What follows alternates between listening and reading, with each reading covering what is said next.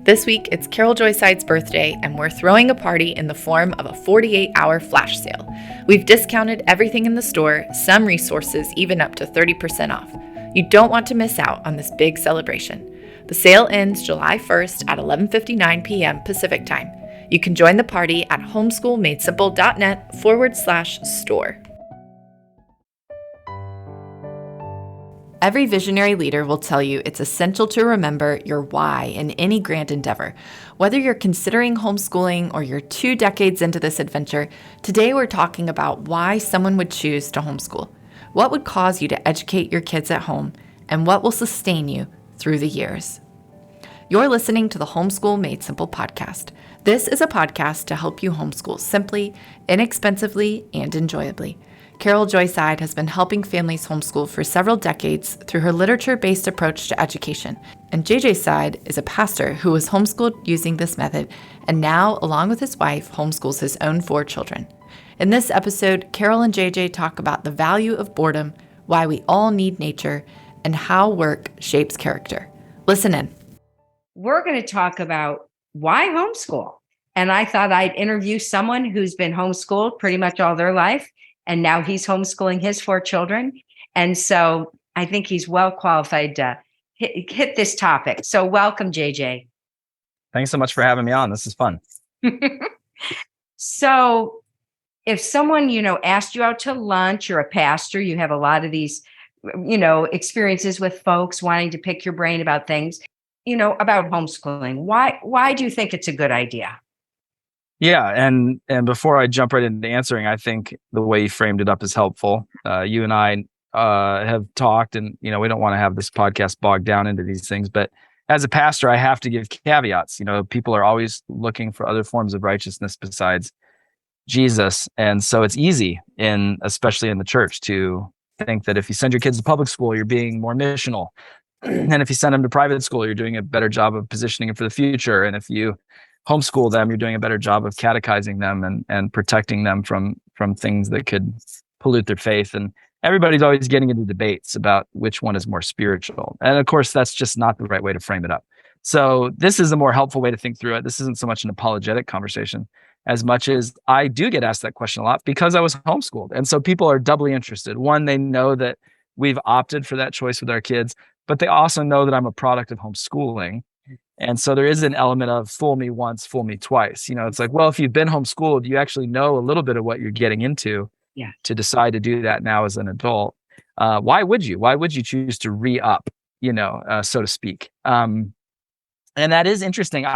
This is purely anecdotal, but it is interesting that some people that were homeschooled will say, I will never homeschool my kids. And then many other people who are homeschooled are going, I can't imagine doing anything but homeschooling my kids. Mm-hmm. And I think you probably agree, it's purely anecdotal, but those answers usually tend to fall along the lines of how those people were homeschooled. Absolutely. I couldn't agree more. and when they say there's no way I'd homeschool my kids, I'm like, tell me more about how you were homeschooled. That's right. And not to shamelessly shill for, your philosophy, but it does seem like people that broadly pursued your philosophy of homeschooling are often folks who want to re-up with their own kids. Mm-hmm. Yeah. So I think it is encouraging. I think we're seeing some second generation folks like myself, where you guys, as our parents, were sort of on the bleeding edge of, is this legal? And are we going to regret this later? You were a former school teacher. You had your master's in education. This was sort of a brave new world for you. Now, my generation, this doesn't really feel that risky. One, because we're the product of it and we went off to college and got decent educations and have now experienced our homeschooling as a great benefit. So the conversation shifted, but that's the first thing I have to say. People are either saying never again, or I can't wait to get to do this with my kids. And it really often relates to how they were homeschooled. So I think that speaks a lot to your philosophy. Mm-hmm. I think a lot of times coming out of the gate, if that dad's asking me those questions, I'm going to have to address some of his fears and misconceptions. First, that they're not qualified to do it. And of course, the answer is they are qualified to do it far more than they realize. The people underestimate the power of student to teacher ratios. People underestimate the power of presence and organic relationship. When it's your mom who you love, who's also your teacher, that gives unique superpowers to that mom, and it unlocks unique superpowers in that child So people underestimate the power of that dynamic for learning, Yes. I think. And so it's kind of sad that parents are often so scared and feel overwhelmed when the truth is they're going to do a far better job than they would assume by virtue of some unique assets they have that even a teacher of the year wouldn't necessarily have by virtue of not being the parent of that child. Relation. They don't have the relational, That's right. investment that you have. That's right. And who has studied a particular child more than that parent, and you think about learning styles and personality and how people's energy ebbs and flows and how somebody best receives communication or how you inspire and motivate them.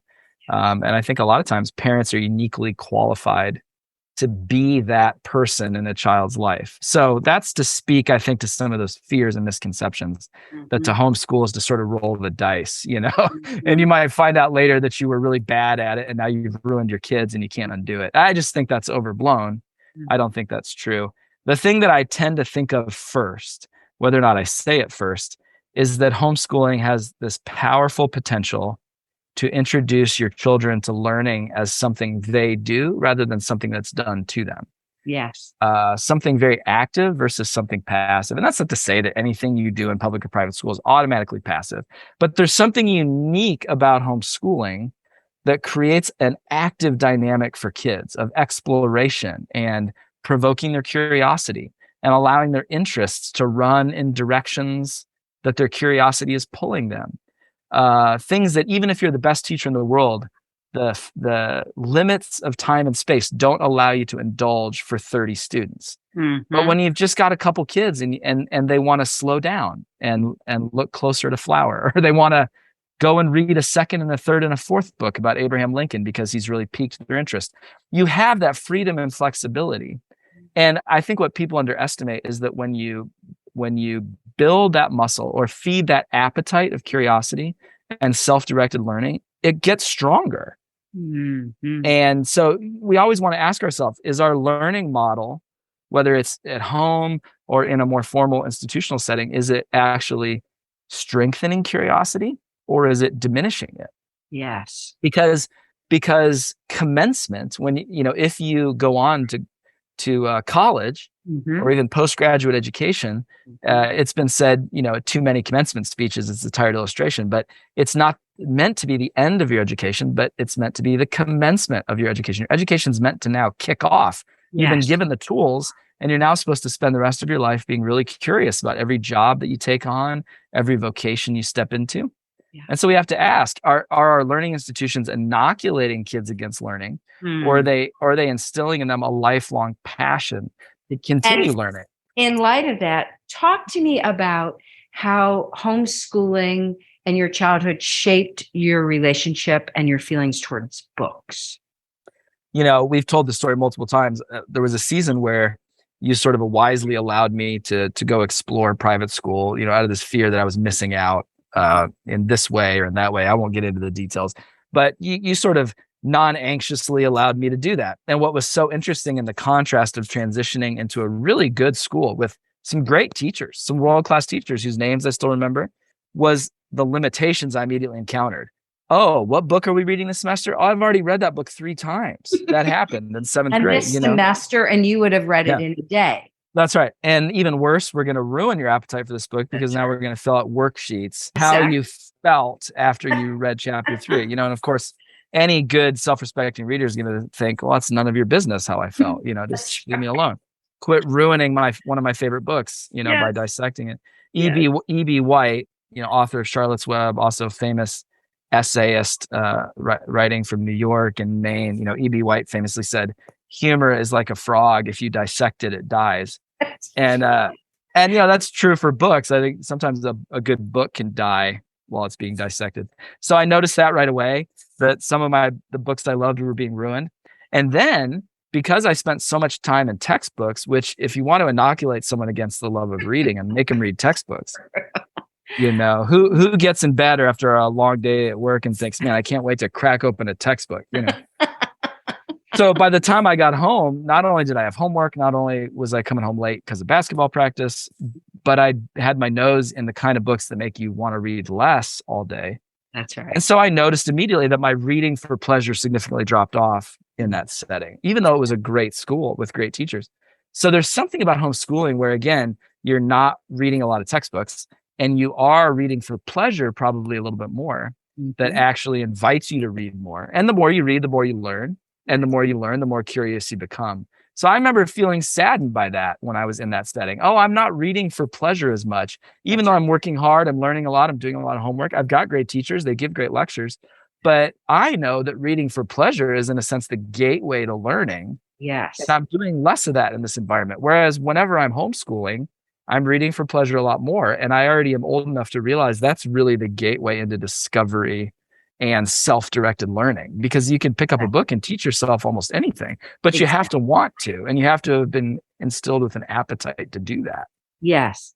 So let me tell you a fun story. I don't know if you remember this. So our then pastor and also your professor, Dr. Lyle Dorsett, and Mary were having dinner at our house one day in the dining room.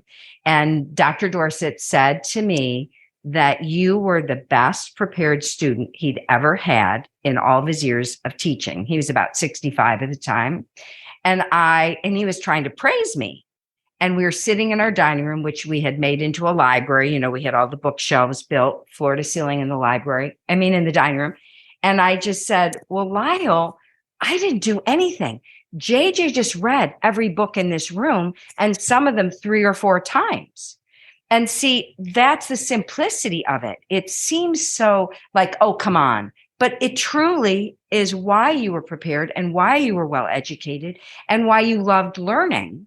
When a lot of kids get to a school like Wheaton, where he was a professor, and they're burned out. And so, you know, they've been understandably after a lot of AP classes and that's right, lettering in 3 sports and doing college prep work. And, you know, by the time you get to college, you're like, man, I'm exhausted. I feel like I'm about 40 years old, you know. Exactly. It's probably important for us at this point to also name for people that I was a flesh and blood American boy, just like any other American boy. I spent lots of hours outside playing tackle football with my friends until we made each other cry, and played basketball in the driveway. And, you know, making bows and arrows and shooting our neighbors and, you know, all those kinds of things. If, you know, to get really personal, if I'd been allowed to have a Nintendo, like most of my friends, you know, I wouldn't have read as many books. If we'd had all the cable channels, I wouldn't have read as many books. A lot of times I was reading out of desperation because there wasn't anything else to do. Right on. And of course, over time. That's right. And so that's probably I scribbled that down here. I think that's one that we could talk for an hour and forget to mention. But the older I get as a parent, I'm quicker to give that answer. So I think self-directed learning and creativity is my first answer. But I think my second answer would be boredom. I'm seeing it now with my oldest child, who's 13. I'm not by any means an expert in parenting. I haven't launched any of my kids yet, but I've now got a kid who's old enough that we're getting to kind of see some of the fruit of living this way. And she started her own business. She's bought a lot of her own things with her own money. And I could have never predicted that she would have come up with this business. It takes a lot of downtime and creativity and quiet for her to create the things that she creates by hand. She's been allowed to stumble into that through having free time. And, you know, it's like, that's just a lost thing in America. And publications like The Atlantic, The New Yorker, New York Magazine, I'm reading in these magazines that are starting to mourn the loss of free time and boredom for children. And kids are beginning to exhibit symptoms of anxiety because at that age, developmentally, they weren't designed to have 16 hours of their day already mapped out for them. You know, they need to have downtime. They need to be bored. No homeschooler should start their day at noon. We're not advocating laziness or sloth, but kids actually need more sleep than they're getting. You know, they're staying up too late. They're getting up too early. They're living the life that you could maybe be living in graduate school as a well-rested 24-year-old whose body stopped growing. But they're doing this at 13 when their bodies are still growing and they're chronically sleep deprived, and they every moment of their day is booked up. Are you ready to reset your family's relationship with screens so that you can connect more deeply with one another, with God and nature? Unfortunately, aspects of childhood that were largely assumed in past generations have gone the way of the dodo bird. With our Unplugged Childhood Bundle, we'll help you tame the media lion, cultivate a love for nature, and give your children lots of time for unstructured play. You'll gain immediate and indefinite access to 3 teachings that will encourage you toward a nature-rich family life. After listening to the Unplugged Childhood Bundle, you'll have the vision and tools you need to give your children the precious gifts of innocence, boredom, and resilience. Use coupon code PODCAST at checkout to receive 15% off your order. Visit our online store, homeschoolmadesimple.net/store, to get the Unplugged Childhood Bundle today. JJ Side here. If your kids are burned out on math worksheets like mine were, I'd like to take a minute to tell you about CTC Math. Our 4 kids range in age from 16 down to 8 with totally different personalities, but for the last couple of years, they've all been loving CTC Math. The founder, Pat Murray, teaches simply, concretely, and quickly. And best of all, he makes it fun.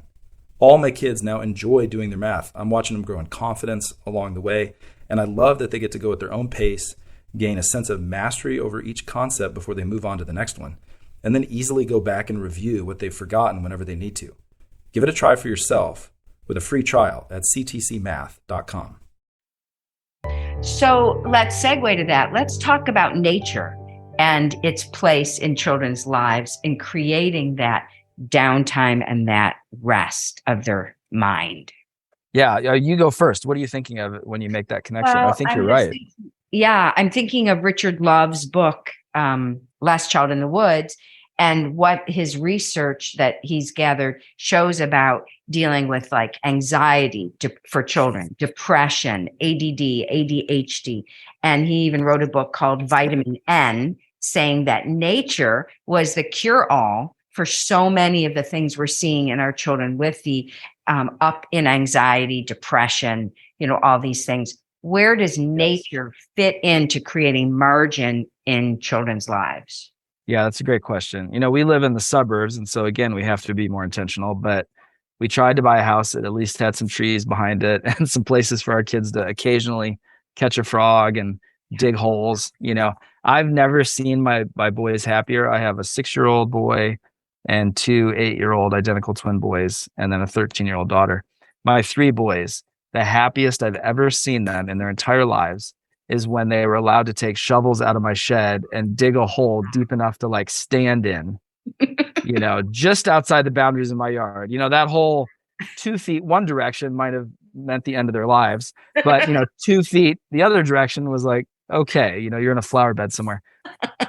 Right. So in my house, which isn't even really that nice, like we've got a couple nice things. Like we have this one couch that's pretty nice, If I was going to rob me, I'd probably try to load up that couch. And then there's not too many other things. We joke. There was a time where our daughter heard a raccoon jump on the trash can in the middle of the night outside her window, and she thought it was robbers, and she had a hard time sleeping. I hope that she would be embarrassed by the story. But the irony is what helped her was me explaining to her one night, Isley, nobody's really going to want to rob us. There's not really that many nice things here. If a robber came in, he'd be pretty bummed out because it's mostly books, And she's like, Dad, that's a good point. And then she slept better after that. She's very rational. She didn't want me to give her a devotional or read her a song. She just wanted me to explain. We don't really have that many nice things. I don't think anyone would work that hard to try to rob us, But all that to say, when they're in my house, I can get mad at them much easier. Don't break that lamp. Yes, don't knock that over. Don't stab the couch.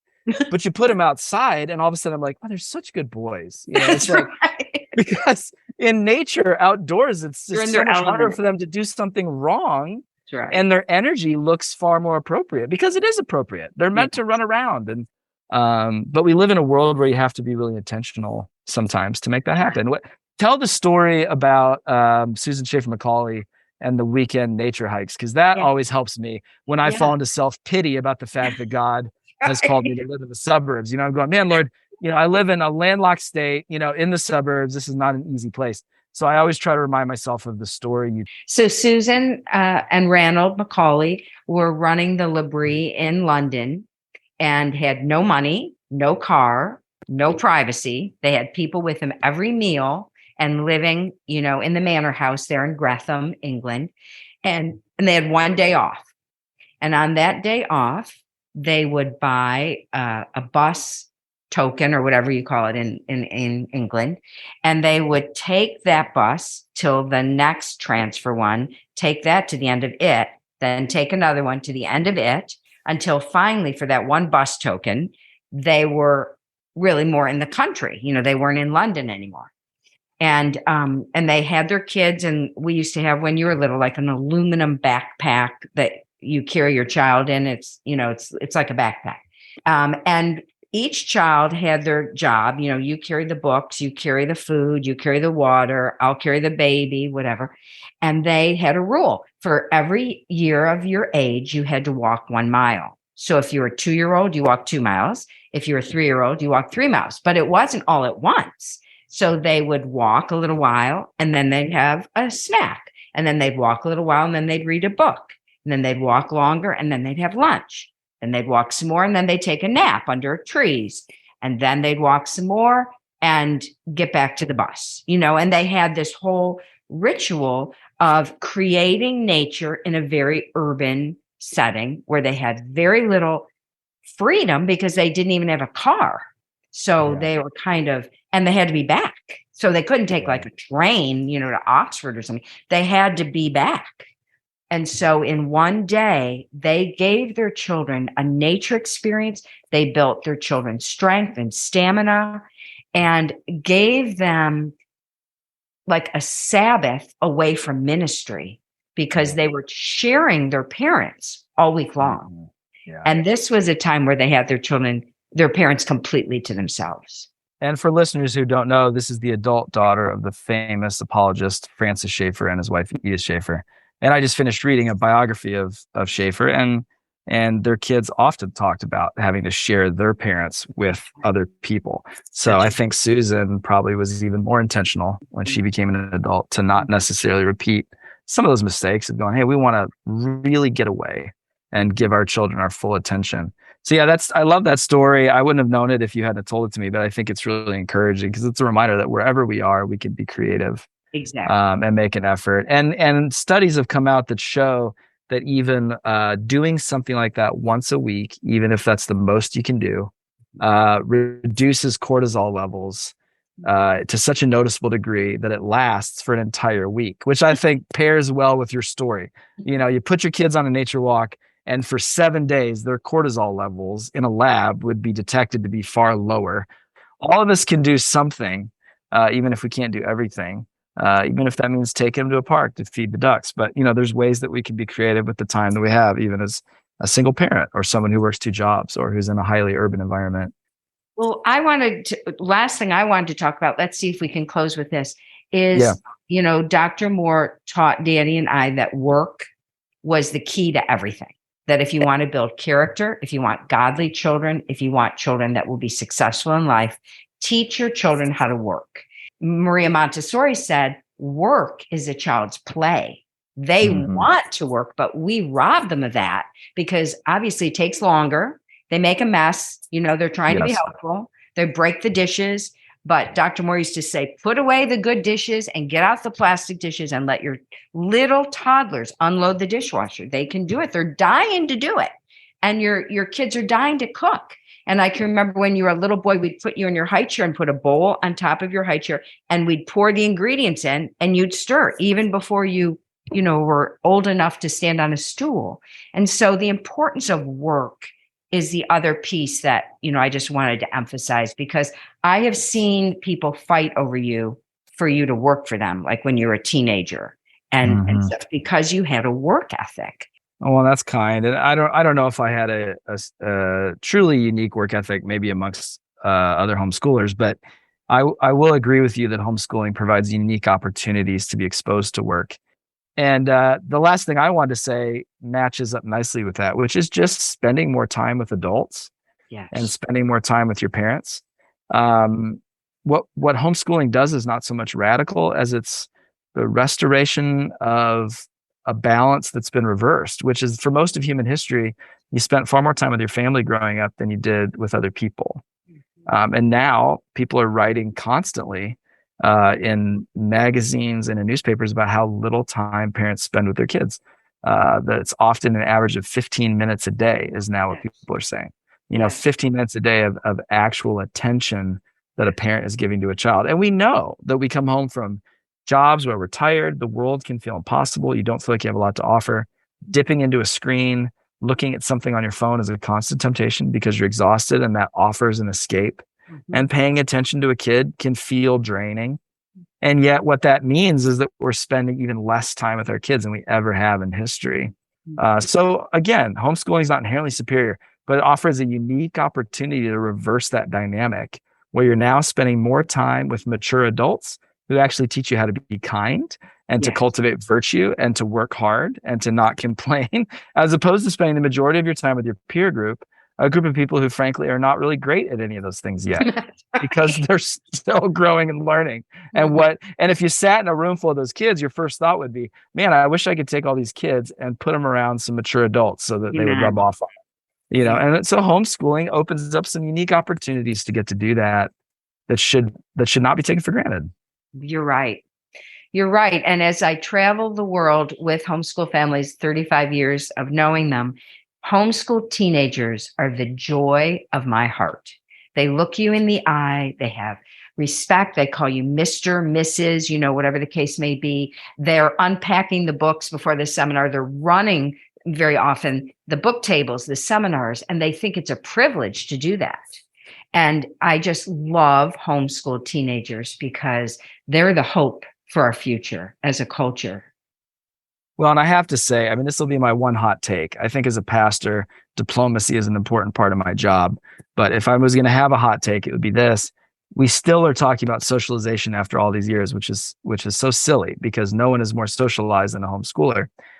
Where in society do you encounter age segregated herds, as one author said? Mm-hmm. Homeschooling actually brings you into contact with people of different ages and different backgrounds in a way that prepares you for the real world, because that's what the real world is like. You don't hang out with 7th graders when you're 42. You hang out with young and old, rich and poor, people from all different backgrounds. Homeschooling prepares you for that really well. But I think the irony is sometimes if people are really honest, they're afraid that if you homeschool, your kids won't be cool. And when they say socialize, I think sometimes that's become code for cool. And I just want to say, if you're an employer, how often are you worried about whether or not the people you hire are cool? And how often are you worrying about whether or not they have a work ethic and have virtue and integrity and character? Amen. So it's just, we've got it all backwards. It's like, I think coolness is overrated and I think virtue is underrated. And I think homeschooling, your kids, ironically enough, probably will end up being cool, but that's not our target. We're not aiming at being cool. The kind of socialization we're aiming at involves the cultivation of virtue and the ability to relate to almost anybody. And I think if that's our definition, homeschool kids are positioned really well. They really are. And the research shows that homeschool kids are the most socialized of all children in America. So who socializes you? Oh, your parents. Duh. Like, that's right. Other 2-year-olds don't tell other 2-year-olds how to share. And that's other right. 6th grade girls don't tell them each other how to be kind. Like, that's right. We are mentoring and discipling our children for the kingdom of God. That's right. And whether better than we can. That's right. And again, whether you're in private school, public school, or homeschooled, ask anybody who was formative in their growth and formation. They're not going to tell you about their buddy Charles from 7th grade. They're gonna point to teachers, coaches, bosses, and mentors who took a particular interest in them and who were self-sacrificial. Right. It's always adults that are cultivating virtue and offering counsel and wisdom to young people in formative stages of their life. So true, JJ. So well put. Thank you, son, for being with me. And thank you, listeners, for joining me this week. You've been listening to the Homeschool Made Simple podcast. If you like what you heard in this episode, please leave a rating and review on Apple Podcast or Spotify, or share this episode with a friend. It means so much when you help us spread the message of Homeschool Made Simple with others. Thanks for joining us this week on the Homeschool Made Simple podcast. Remember, Jesus' commandments are not burdensome. What he calls you to do, he will enable you to do. Blessings.